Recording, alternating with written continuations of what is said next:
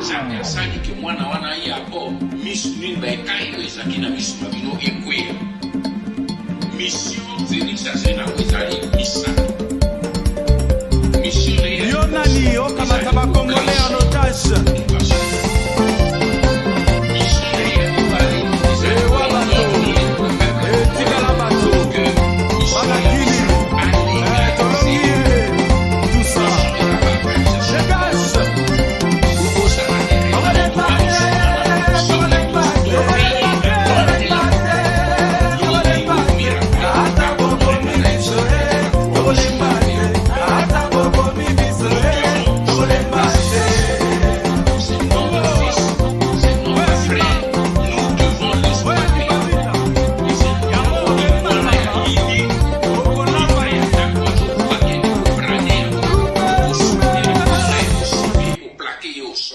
C'est ce que nous devons faire avec Félix. Nous devons le plaquer au sol. Pour que tu retires maintenant, j'espère que ce langage-là va disparaître. Pour moi, que moto binozo lukabo aider avec la idée à côté ba aider avec la idée à aider babuna. Alors la seule solution surtout zenango to simbaye to plaquer au sol. Batata, ba maman, ba de Kobana ya Congo. Mbote na bilobanso. Na eli susu loyo kosolola bilobana ya Congo pambate mikolo leka ebele descente aux enfers ya mboka na biso za ko continuer na yango ndenge tolobaki na mikolo to leka soko likambo yali na mboka biso ba bafandi soko solution ko zobate likambo wana de façon automatique senga ke bato bavanda autour ya passage, bameka ko débattre, ko discuter sur le Cambouana, puis ba trouver ma solution pour encore kobima la situation wana. Na ile lo pamba te situation au Congo, ça commence à toujours à prendre des allures mais très inquiétantes. Ndena ko ba bolelo avec une grande douleur dans mon thème pamba te mais mauto leka na poso yo toto le kisawa na kata Congo mobima naloba parce que il y a eu des mamans qui sont mortes na nini na enfin il y avait pas que de mamans, il y avait aussi quelques papas na bisika câble électricité katanaki na Mongafula basusu bakufi na nzela ya nsele na accident collision ya mituka mibale misusu bakufi so le ngasani bisika motuka monge loko kota na kati ya soko depo soko nini basusu bakufi na Ituri tomoni des camions transportant des tas de cercueils et tout ça. Eh bien tout ça est l'équipe de poso moko. Motuka mosusu pe na okili sous sali accident na kimpese bato bakufi ebele. Eh bien bon imaginez nyonso esalemi na mokolo moko. Mais ndenge na otolo ba boy na mboka soko likambo yali bato bavandaka pour qu'on trouve une solution dans la situation wana. Mais malheureusement, dans le Congo, le chef de l'État a créé kota lobe bisika oyo bato bakufi bisika câble électricité et katanaki. Le reste, il s'en fout comme d'habitude. Yango naza na motuna moko ya kotuna. Na biso baso bana Congo. Bana Congo. Est-ce que Congo est comme kota congolais et comme une espèce moko menacée ou comme une espèce moko en voie de disparition, nous allons comprendre. Est-ce que les Congolais et ceux qui te disparaître, tu comme menacé de l'existence de Bisso? Je suis tenté de dire probablement, disons ça comme ça. Mais c'est vrai que Makambo Yaraka, mais tout à l'heure là, ce que tu fais, tu réfléchir, on peut trouver des voies de sortie. Dans l'année que nous avons les 80 qui ont déjà, mon toboko soi-disant, mon compte à Congo, à l'objet, Congo a l'imbo et Koufana ont déjà car. Vous avez vu, c'est le cadre d'entreprise. Si vous avez une entreprise, on est Koufa, et une entreprise, on est Koya, et ça a faillite. Donc, plus rien à faire. Mais heureusement, on te rappellera toujours que l'économie c'est qu'un pays n'est jamais en faillite. Il est tout simplement en difficulté de paiement. Donc, dire que le Congo est Koufa, l'entreprise n'est Koufaka, mais un pays ne meurt pas. Un pays se retrouve en difficulté de paiement, mais si les gens s'organisent, eh ben, ils remontent la pente, ils récupèrent la situation et ils redécollent pour le bien-être de la population. Les lois dans le Congo, tout ça, on se retrouve un problème, mais kili. Problème, il y a des bossos, tout ça, on se retrouve au Congo, autour de la difficulté de Yango, il y a des problèmes, il y a insécurité. Problème, il y a colia. Problème, il y a soins médicaux. Problème, il y a éducation, il y a bana. Problème, il y a logement. Problème, il y a insalubrité. Problème, il y a santé, il y a un peu lié moi de faux médecins qui circulent dans le Congo, on a un médecin, mais c'est un médecin à soloté. Mais quand on a reçu la contrôle, quand on a presque inexistant, eh bien, c'est les situations qui nous accablent. Au moins, soko moto ya mboka azalaki na bolingo ya biso bandeko na yeba na Congo tongaki tomona élan ya changement tongaki tomona déjà lueur d'espoir. Mais il s'avère que comme on a l'oyo et qu'on accepte que tozande qu'on continue qu'on sombrer à une vitesse vertigineuse. Mboka eza obeko sombrer. Mais il y a solo de moto na to ko lobake azo travailler azo sala mosala pour le bien-être du peuple congolais. Et tout nous pouvons déduire donc le quoi sala mosala pour le bien-être du peuple congolais que moto wana alingi peuple congolais yé na équipe na yé parce que ce balingi peuple congolais eh ben ba sala mosala pour l'intérêt justement il y a peuple wana pour na kobimisa peuple yo na situation difficile oyo yazako ko vivre depuis des années. Bah il a que biso un slogan que le peuple d'abord. Le peuple d'abord, simple slogan dans le Congo.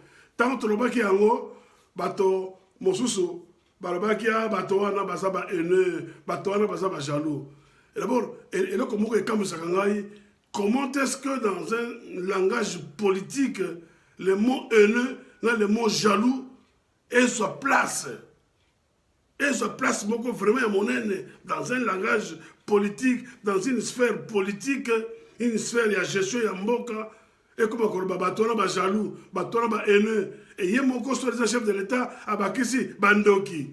Je me demande, vocabulaire, mot, et comme ça, la nini, dans la sphère politique. Mais enfin, le Congo va comprendre que, moto, chef de l'État, où il y a plus au Congo, eh bien, c'est un monsieur qui est coincé. Un monsieur qui a l'accord de coup, parce que la condition, il y a comme il a pouvoir et permettre d'être Kazala détendu, libre pour Asala Moussala et Mboka. Eh bien, comme ça, à quoi qu'on a détendu, à quoi qu'on a liberté, est-ce que Bissot va dans le Congo? Il faut tout tikaye à continuer à kuma mboka na biso na libulu où nous devons nous lever pour que tout mettre yé or.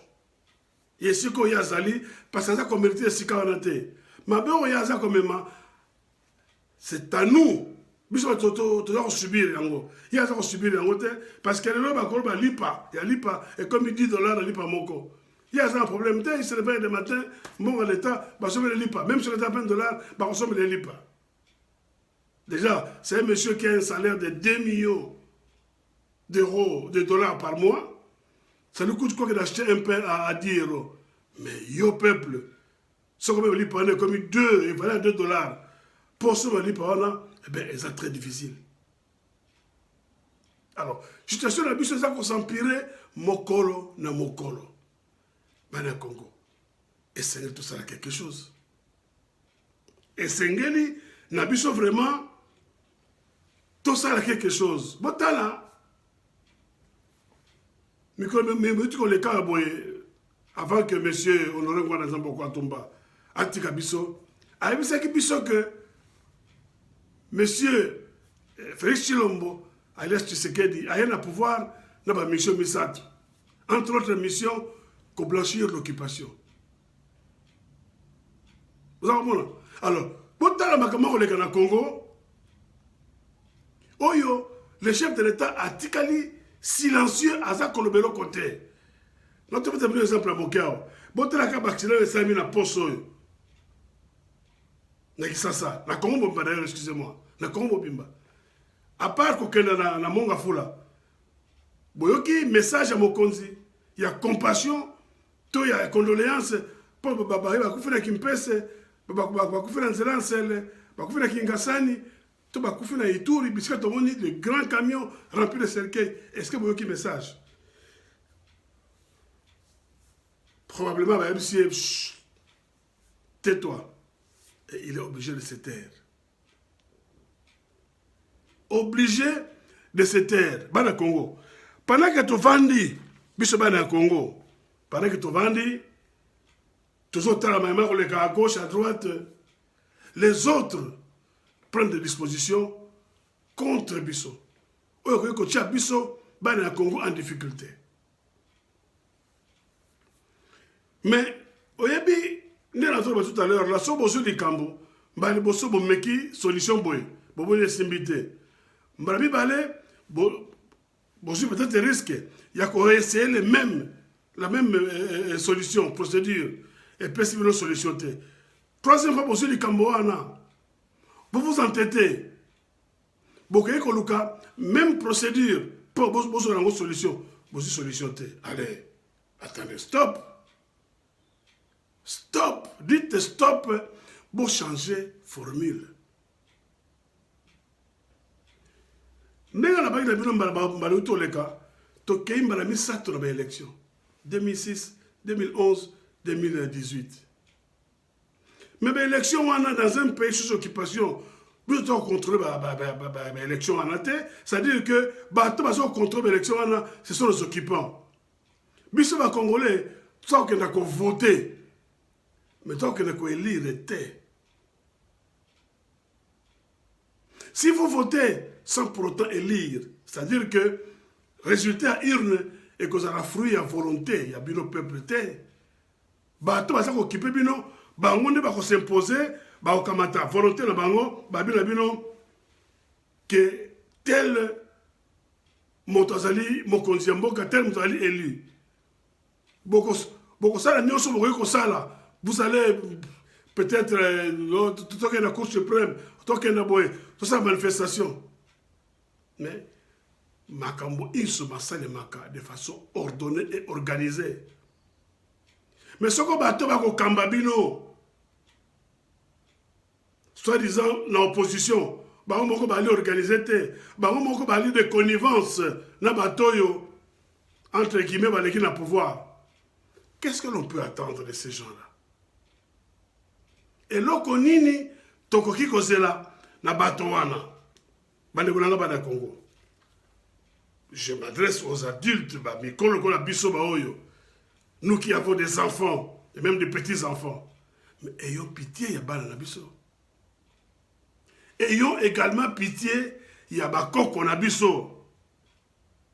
Tokokite, collègue mboka na oya modèle oyo boye, na bana na biso, na bakoko na biso. Biso lo tokenda, totika bana na biso Congo na modèle wana. Mais c'est impensable. Nous devons nous battre pour que Congo, l'obitosa sous-souté, mais tu as vu que Totiki Mboka, tu jeté les bases d'un développement, d'un fonctionnement harmonieux et que Bato Baroyasima, grâce à l'éducation de Pessi Bango, grâce à la ligne de conduite de tracé, Bakolana Yango, pour être Mboka, Kotambola Nengawana, Bano Yabiso, va vivre. Peut pas vivre malam, bakoko na biso et tout ça, basa na problème koliate, basa na problème santé, problème sécurité, problème logement, te ba vivre logement moko décent. Et là quand on l'a pour la Congo na biso yango wana.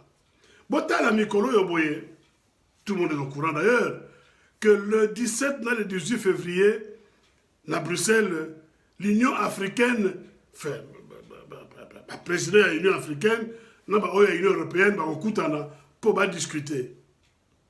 Et d'après les informations que nous avons, la discussion portera sur la révision des frontières ya Congo, hérité de la colonisation. Boyebi que Kosangiso basangisa biso parce que moi biso effectivement extrêmement par fusion. Kosangiso basangisa biso et même la biso ba difficulté belé. Mais nous avons surmonté toutes ces difficultés. Tout ça est fort. Le lot tokoma motomoko mungala muluba muswahili tokoma motomoko. Nous avons fait des efforts, nous avons fourni d'énormes sacrifices pour le lot de tout ça, to vivre la harmonie, to vivre la yango. Eh bien, to kolingate moto, to groupe bato, basangana po bazongisa biso sima, to kondima yango te. To koki kondima yango te. Yango wana, toza koyebisa bino bana ya Congo que le 17, le 18, biso le niveau de l'Europe. Nous nous organisons déjà, token de la Bruxelles, pour que les Koyo qui s'en mengongo na biso. Token de exprimer des approbations na biso. Token de l'accepte que tu as dit d'accord était na mayambani basala bien que bali ko mikanda pour dire que rencontre wana yali lié na makambo wana te, mais nous avons des gens na kati na bango et nous recevons des informations. To telemi pona yango. Bongo soko biso to libanda, to ali environ 1 million, 2 millions, totelemi. Bongo bino ba eboza na kati ya Kinshasa où il y a environ 80 millions. Boza na kati ya Congo, voulais-je dire. Boye côté le mapé. Mingo be bino pe miyo kama. Oyebi. Mon élève va toujours le français, je vais dire. Babila le poto qui ne dit mot consent. Boyoki ke bani basala boye. Mais bon vendre la bino. C'est que pour la moto, les gars, ça, les Cambodgiens, le but, tout groupe, bien, consentir, d'accord, tout ça. Mais tant que les Cambodgiens, téléméli, batoana, ton motoana, autre personne morale, à comprendre que non, les Cambodgiens, ça là, il faut nazonga sima. Parce que motoana, na moni, parce que tu as plus à l'oreille, à téléméli, à ça d'accord. Eh bien, motoana, à quoi avancer? À quoi avancer? Dans la vie, il faut y aller. Et là, on a nos lingi. Parce que on a tout yebaka et là on a nos lingi tala. Là, c'est un exemple moi comme cœur. Ngai na liaka ngulu. Ba musulman, ba liaka ngulu te pour des raisons oyo ba mo ba yebi. Yo po liaka ngulu. Sikoyo yo soko sana poso la ngulu. Mokolo wana. O ko ngulu pas imam. Imam mo asala ka misa ya Islam. Osa mon cher ami, vous avez mon sang, vous avez l'âme, on ne sait pas imam. Mais il faut qu'on s'orienter. Il faut qu'on s'orienter. Vous avez besoin, il y a fleur, on ne connaît pas fleuriste. Vous avez besoin, il y a lipa, on ne connaît pas boulanger. Vous avez besoin, on ne connaît pas boucher. Mais boucher, il y a musulman. Nous sommes totalement perdus, nous sommes congolais. Tant que ma société, apparemment, ce qui est bon, ce qui est mauvais, ce qui est juste, ce qui ne l'est pas. On doit ma société. Et ça, le coup là, bozana mwana o ne ka mission no kabisa biso. Bozana mwana mo la le pango, ayibi buka le pango. Aliga ke no teka. Bino boyebi ke mwana o asibuka le pango, pe azur rendez-vous na batomo pour samedi. Batomo pe boyebi bango. Mais qu'est-ce que vous allez faire? Vous irez voir ces gens-là avant mon rendez-vous pour dire monsieur, nous savons que bonjour rendez-vous na frère na biso pour bosso mandat qu'on a biso, mais boyebi que notre parcelle n'est pas à vendre. Et que si vous s'entêtez, votre parcelle, vous aurez investi à vide. Parce que tu reportes nos plaintes, nous allons récupérer notre maison parce que nous venons de vous informer. Bon, moi, mon toit, on s'est nini, à cause de rétracter. Mais pourquoi qu'on se rétracte à Somba, bon, qu'il ne fallait pas. Bisso, le niveau de diaspora, tant que va se réunir. Pour ces raisons-là, Tu n'oublies jamais de la vie.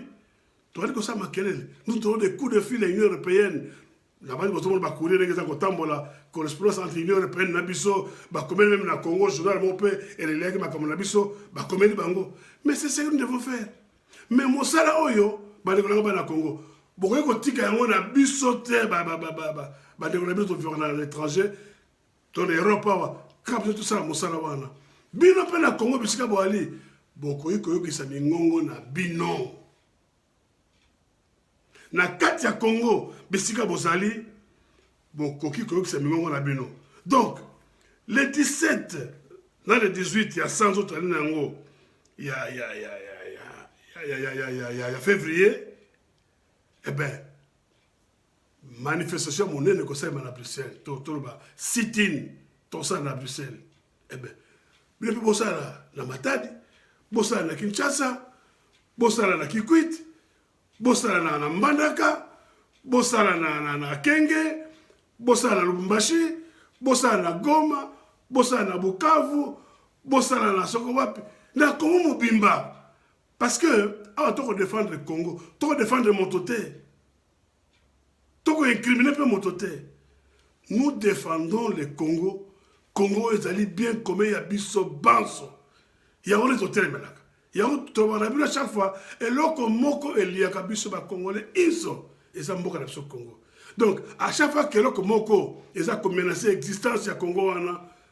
Et la question à la gauche-droite disait que Nganaza UDPS, Nganaza MLC, Nganaza SID, Nganaza Apareco, Nganaza Résistance. Non! Le Congo est le Kabiso Nyonso. Et le Nyonso, il y a concourir pour équilibre assez. Pour te téléméla, pour te son sangon et sika, ni le poto, pour te remettre les pendules à l'heure. Il y a autre chose dans le Congo. Bino peut botter les mains, pas battre Congo, et c'est le Koyo. Il y a biso banso, alors tu coquilles jamais. Tu vends. Bon, vendre, bon, c'est la nini. Parce que, comme tu as bien le sous dans mon en ce moment d'ailleurs, en ce moment précis, comme tu as bien dans mon langage à l'élection. Notre c'est bien 3 fois. Ben, je suis à Congo. Mbalami Sato. Il y a les bossons, Babi Champion Baganyaka. À ce pouvoir, non. Il y a mis Barabi et Tchench Sekedi à Gagnaki. À chaque pouvoir, non. Il y a mis Sato Abi Martin Fayou à Gagnaki. À chaque pouvoir, non. Mais arrêtez cette voie-là. Bon, ce moment, Nzela Wana, et ça kopesa litomba te. Nzela Wana, et ça kopesa litomba te. Arrêtez cette voie-là. Essayez maintenant la proposition Oyo, M. Honoré, Gwanda, Nzamboko Atumba, et le monde a pu se battre sur Rambra Pareko, tout tia qui qu'on a mis ça. C'est-à-dire, le soulèvement populaire. Soko biso banso bale ya Congo, to se soulever, to bengana kutu banguna te, à peine bakoka ke, et indi, ils vont prendre le large eux-mêmes. Bakokima bango moko, toko simba bango te. Et en ce moment-là, eh bien, nous allons mettre en place un pouvoir capable, il y a qu'au Tamboussa Congo, il y a qu'au Tia Congo sur le rail. Ben, les Européens, je veux dire les Occidentaux en général, même les Américains, les Canadiens, tous ces mondes-là, Australiens, et tout ça, les Européens, ils sont en train de nous tromper. Parce que Bango, Tango, Europe est occupée par l'Allemagne, la France, la Belgique et tout ça. Ok, bon, bah, c'est l'élection. Bah, c'est l'élection. Parce que les conditions n'étaient pas réunies pour passer à l'élection. Mais ils veulent nous faire croire à nous, Congolais, que les conditions sont réunies tant que dans l'élection. Ils nous ont menés en bateau 3 fois. Mais nous disons ça suffit. Nous disons ça suffit. Dans le Congo, nous avons dit poche ya zoba, batia ko boko mbami balete. Azane zoba, o tiamba na boso, o bendi yelo ko ya valeur. Deuxième façon ko sur boko, ya ko bloquer. Pas projet le Corée voilà. Bon biso ba na Congo. Qu'est-ce qui ne va pas? Qu'est-ce qui manque pour ton projet Congo ya biso? Dit, et là ko la monta ko na mai. Aza ko mena mai. Yo za ko sera aganga au secours.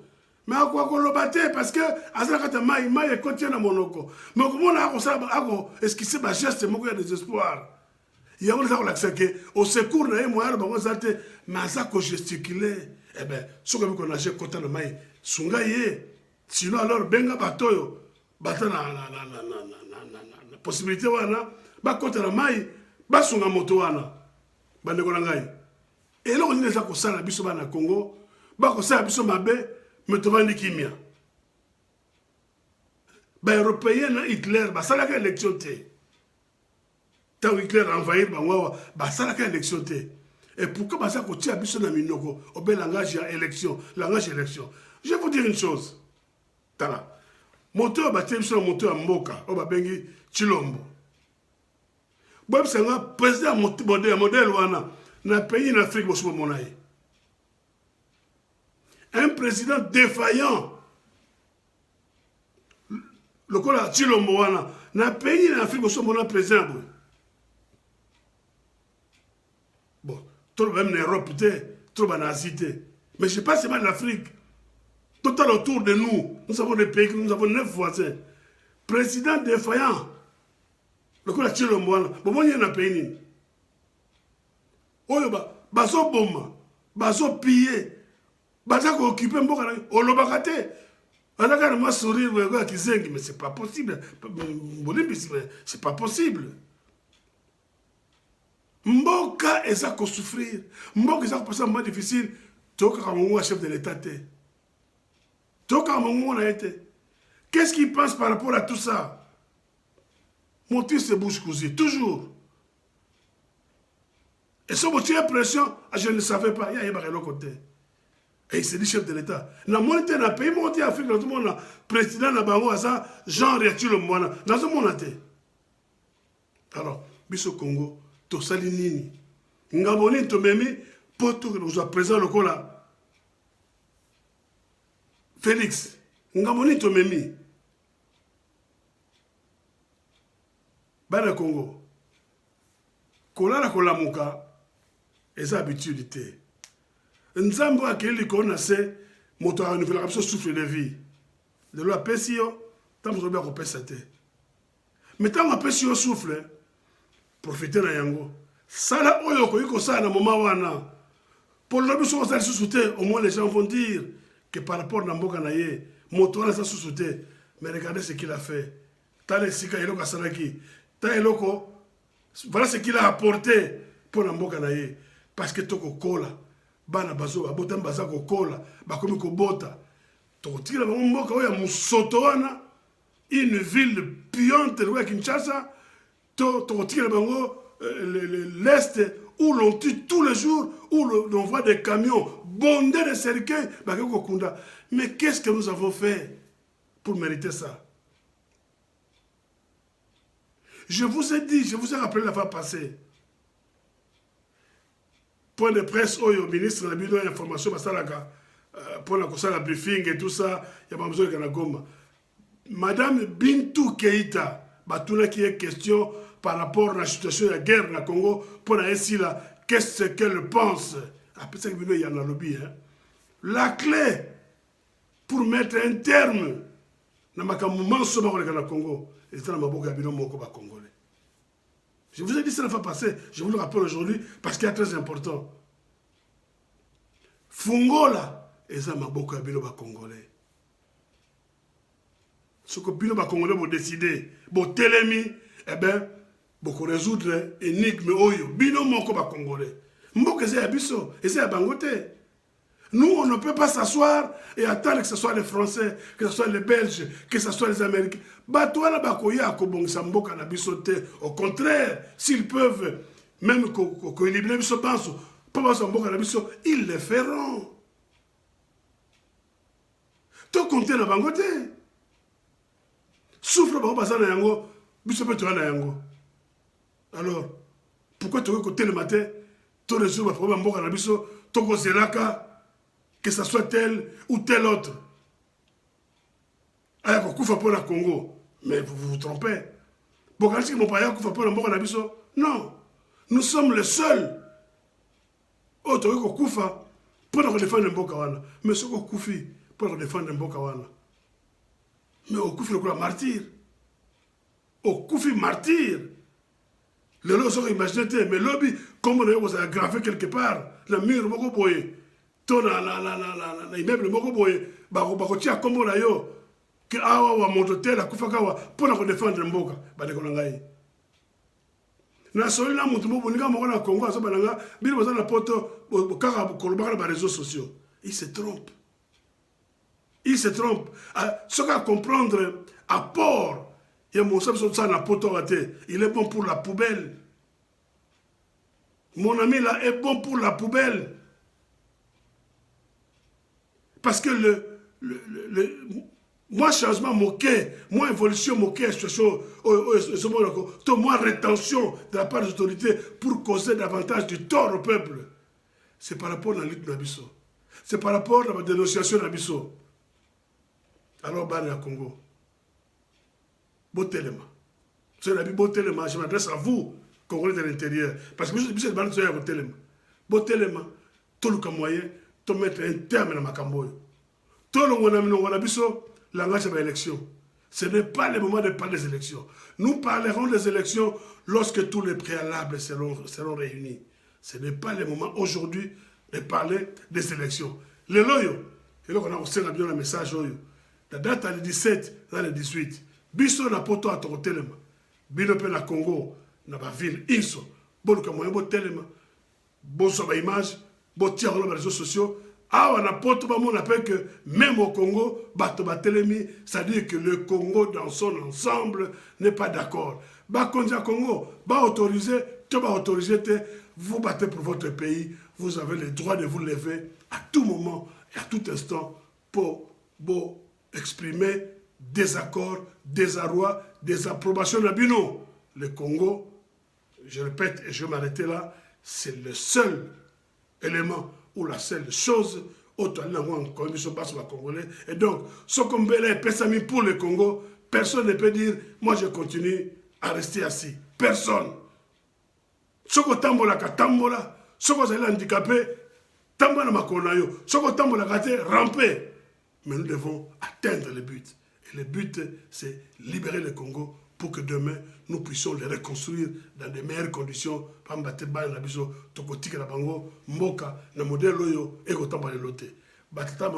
J'aurais bien voulu continuer, mais les gars, vidéo, mon ami, Nasukiao, Makambo, na habité, Barasima, na Sabine Yango. Na Binabino, Ingeta. Sani ke mwana wana ya po misu ni ba kayo ezakina misu mabino ekwe mission Félix Azena ezali misa mission Yonali okamata ba Congolais en otage.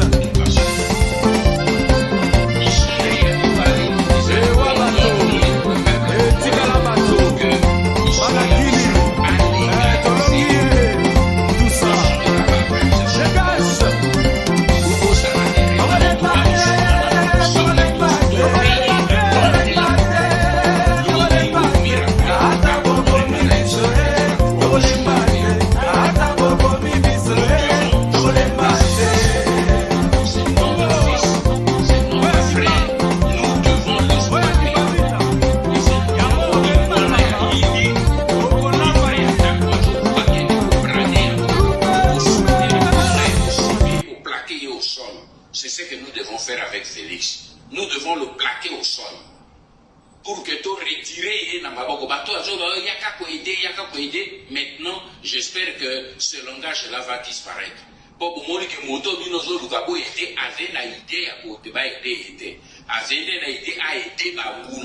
Alors la seule solution, c'est de plaquer au sol.